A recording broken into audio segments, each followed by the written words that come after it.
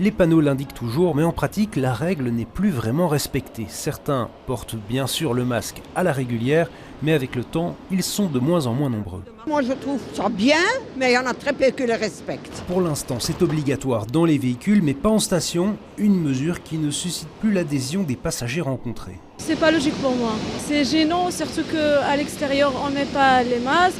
Même à l'école, on met pas les masques. Quelques moments, je porte mon masque et quelques moments pas. Et vous en avez un là ? Ouais.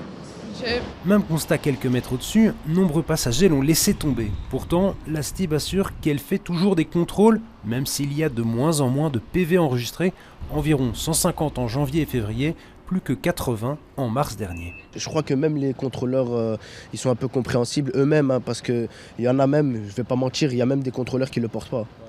Donc pourquoi nous donner une amende alors qu'ils ne le portent pas eux-mêmes ? En tout cas, après 2 ans d'obligation, la question fait son retour et le fédéral est déjà aligné. Ça devient difficile quand le reste de la société a laissé tomber le masque.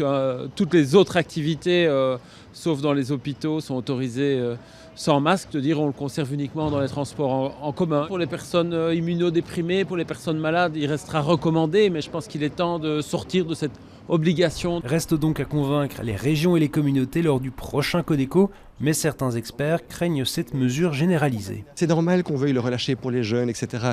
Mais il faut des messages différenciés. Aussi, il faut se dire, ok, on le relâche, mais si vous êtes à risque, si vous avez des comorbidités, si vous vous sentez mal à l'aise dans un endroit particulier, ayez ce réflexe de protection individuelle. C'est pas parce qu'on lance une mesure générale que individuellement, on ne peut pas continuer à le mettre parce qu'on se sent, je dirais, parfois en danger. De manière globale, les contaminations au Covid sont en baisse, mais les chiffres peuvent être tronqués. Le nombre de tests est lui aussi en forte diminution.